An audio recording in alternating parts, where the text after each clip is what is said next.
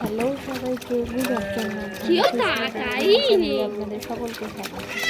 আজ হচ্ছে সকালে স্নানের পর্ব চলছে। সোজা ডাইরেক্ট সমস্ত কিছু আয়োজন হয়েছে। দিদি ভাই বসে আছে বিভিন্ন রকম ভাবে চেষ্টা করা হচ্ছে কি করে ফটো তোলা যায় না তোলা যায়। আপনারা সকলেই জানেন বাচ্চা কাচ্চা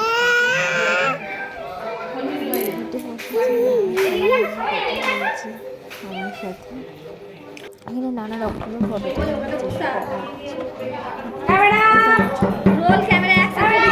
হ্যাঁ তুমি ফটো তুলে নাও।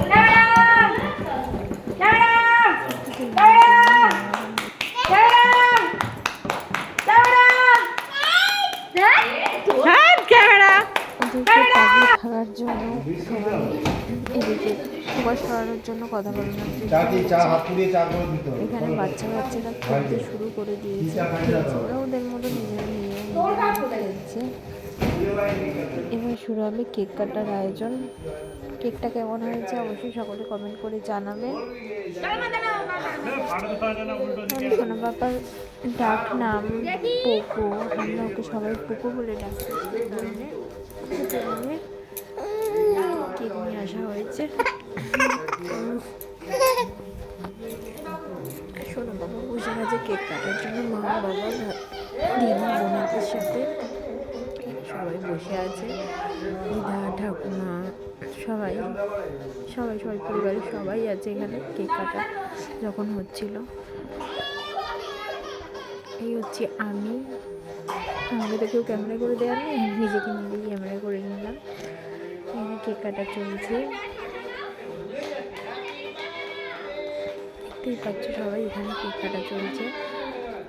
এটা আমার নতুন ব্লগ, জানি না কেমন হবে। যদি সবার ভালো লেগে থাকে অবশ্যই কমেন্ট করে জানাবে কার কেমন কী লাগলো। কেক কাটা মিটে গেছে, বাকিটা আর হয়নি। এবার চলছে আশীর্বাদ পর্ব। ঠাকুমা আশীর্বাদ করে উঠে যাচ্ছে, এরপর আসবে ঠাকুরদা, মানে যেটা দাদান বলে। ঠাকুরদা আশীর্বাদ করে মিষ্টি খাওয়ালো।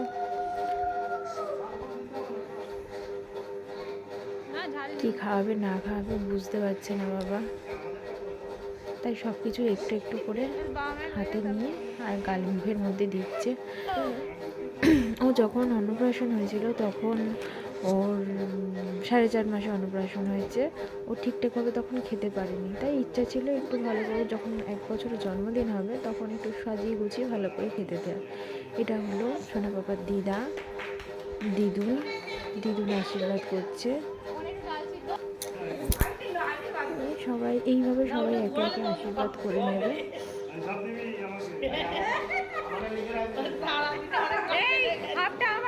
পাপা কাঁদছে, পাপার ভালো লাগছে না, অনেকক্ষণ ধরে এইসব জিনিসপত্র চলছে তো সকাল থেকে শরীরটাও ভালো না, খুব কাশি হয়েছে, তার ভালো লাগছে না। তার উপর ও দিদি বোন সবাই ওই সাইডে খেলছে, ওদের দিকেই দেখতে ব্যস্ত। এরপর আশীর্বাদ করতে বসে গেছে আরেকটা দাদান, ইনি হচ্ছে আমার বাবা। তো বসে গেল ওর আরেকটা আশীর্বাদ। এটা হচ্ছে আমার মা করছে, নাতিকে আশীর্বাদ করে নিচ্ছে। একবার করে ব্রেক মারছে, ওনার ভালো লাগছে না, ঘুম পেয়ে গেছে, যা হোক করে বসে থাকতে হয়, বসে আছে। বাবা চুপ কর।